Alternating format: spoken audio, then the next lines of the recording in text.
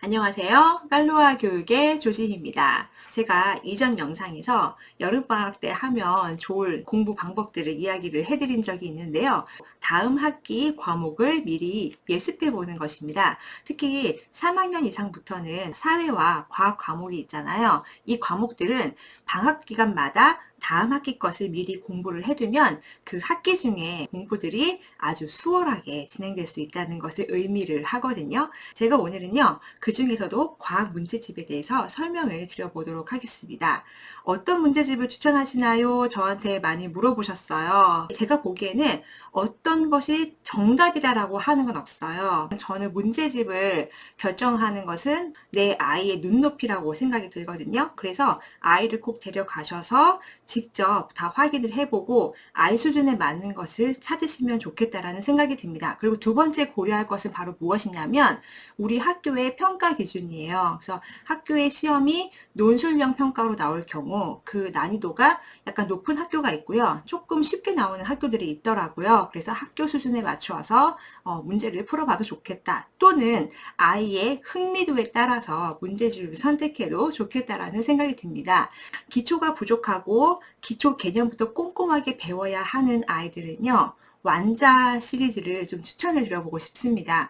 굉장히 쉽고 재미있게 개념이 설명이 되어 있더라고요. 그리고 문제수도 아이들이 풀기에 적당하다라는 생각이 듭니다. 또 반면에 학교 시험의 난이도가 조금 높은 편이라던가 아니면 평소에 아이가 과학을 즐겨서 공부를 많이 해서 요약이 간단하게 되어 있어도 쉽게 이해를 하는 아이들이 있어요. 그런 아이들에게 추천하는 것은 바로 오투 교재입니다. 제가 오늘은요, 오투 교재를 가지고 설명을 드려볼 거예요. 보통 3, 4학년부터 오투를 시작하는 아이들도 있지만 대부분은 5학년 이상부터는 오투 교재를 선택하는 분들이 아주 많습니다.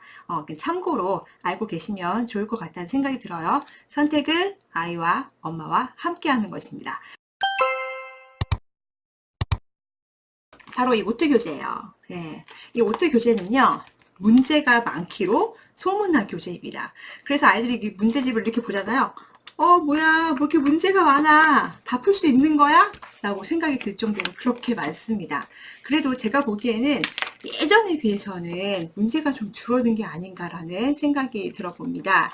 오투 교재를 활용을 하실 때에는 우리가 보통 진도를 앞에서부터 나갈 거예요. 제가 보기엔 순서대로 나가도 좋겠다라는 생각이 듭니다. 미리 예습을 할 때에는 맨 처음에 개념 문제가 나오는 그 개념 파트들이 있어요.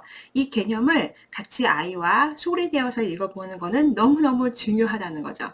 그냥 문제집을 딱 던져주시고 너 한번 혼자 이거 읽고 풀어봐. 이거는 안 된다라는 저는 생각이 듭니다. 개념은요, 함께 볼 필요가 있다는 생각이 듭니다. 아이가 혼자 보고도 이해할 정도의 수준의 아이라면 충분히 가능하지만 대부분은 부모님의 부연 설명이 필요할 수가 있습니다. 그래서 반드시 개념 문제 옆에 나와 있는 그 우리 개념 설명 있죠? 아이와 함께 읽어보시고 아이가 모르는 어휘를 좀 체크를 해보셔도 좋겠다라는 생각이 듭니다. 그리고 또 해야 할 것은 뭐냐면요. 아이가 궁금해하는 것은 다른 자료를 이용해서 아마 설명이 더 필요할 수도 있다는 얘기예요. 그래서 그때는 부모님께서 집에 있는 과학책이나 인터넷으로 검색을 해보셔도 좋겠다라는 생각이 듭니다.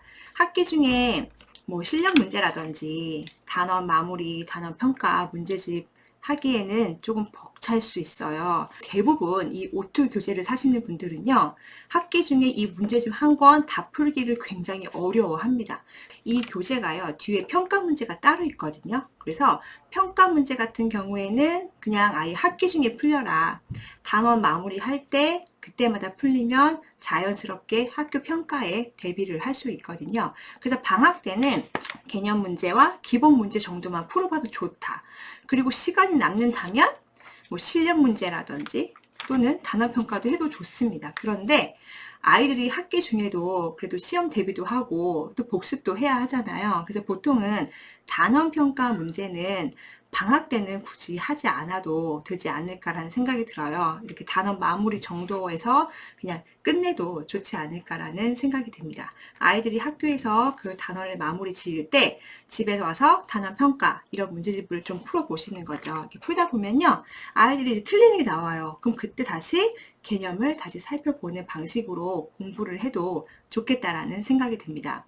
자, 과학은요, 선행이 필요한 과목일까요? 아닐까요? 잘 모르시겠죠? 3, 4학년 때는 그게 와닿지 않을 수가 있어요.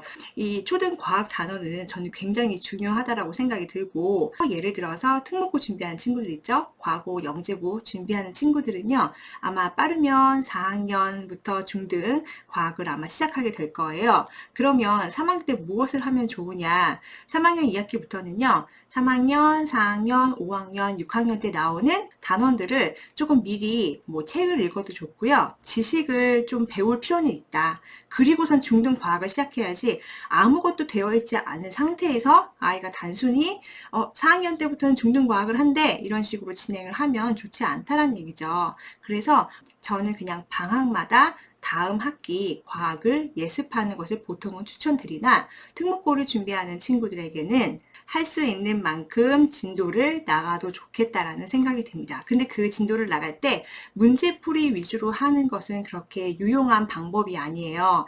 개념을 정확히 아는 게 중요하거든요.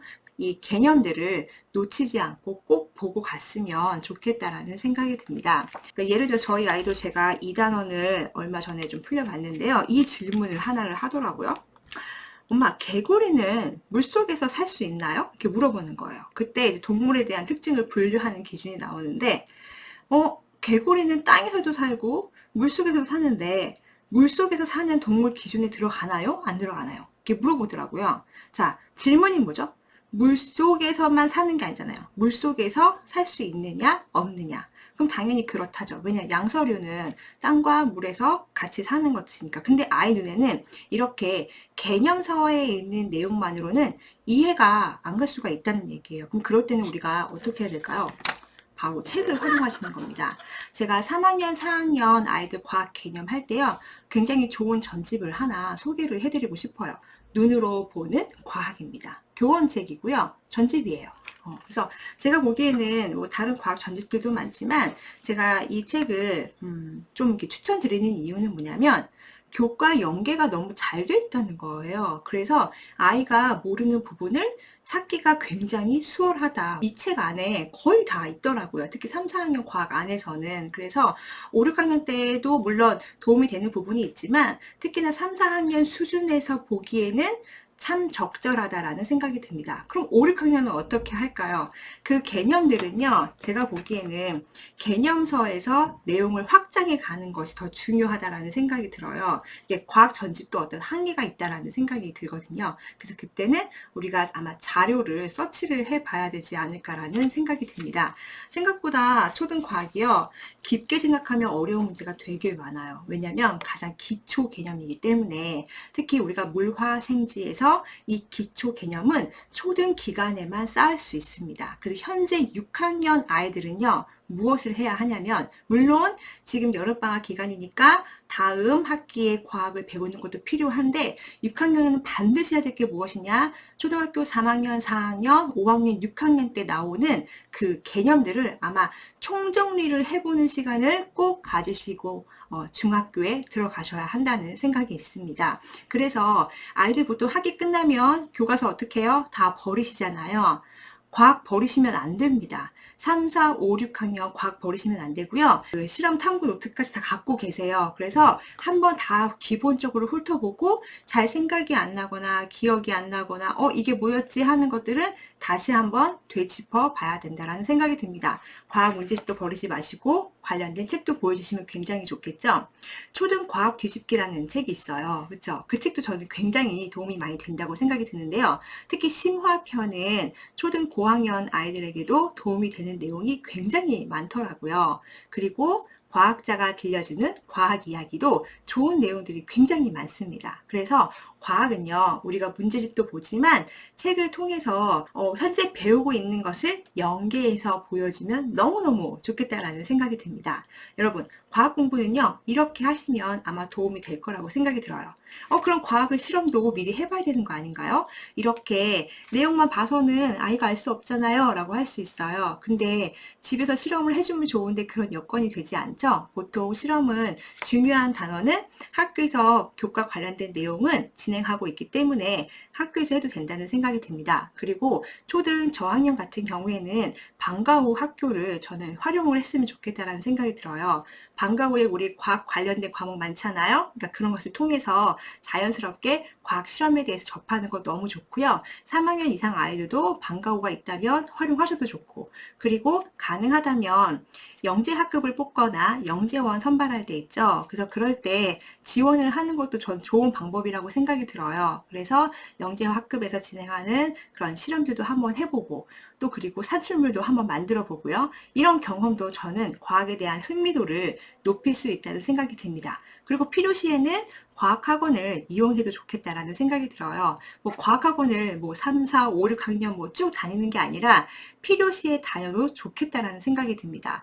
그렇다고 이제 아이가 책 읽을 시간도 없고 영어하고 수학하고 시간도 없는데 과학도 해야 하나요? 라고 한다면 방학을 이용하면 되죠. 각종 과학학원들은 또 방학 특강들을 하고 있어요. 그럼 그럴 때에는 방학 특강을 이용해도 좋겠다라는 생각이 듭니다. 그런데 실험만 하고 정리를 안 한다거나 또는 실험만 하고 이론을 제대로 공부를 하지 않는다면 과학 실험은 어떻게 보면은 놀이에 불과할 수도 있습니다. 그렇기 때문에 우리는 반드시 실험을 통해서 보고서 정도는 작성을 해두시면 어떨까라는 생각이 듭니다. 그렇게 해서 아이들의 흥미도를 높여주는 거죠. 그리고 과학 교과 문제집, 그리고 과학 전집이나 과학책 이런 것들을 통해서 아이들이 부족한 이론들을 보완해 주시면 저는 좋겠다라는 생각이 들어요.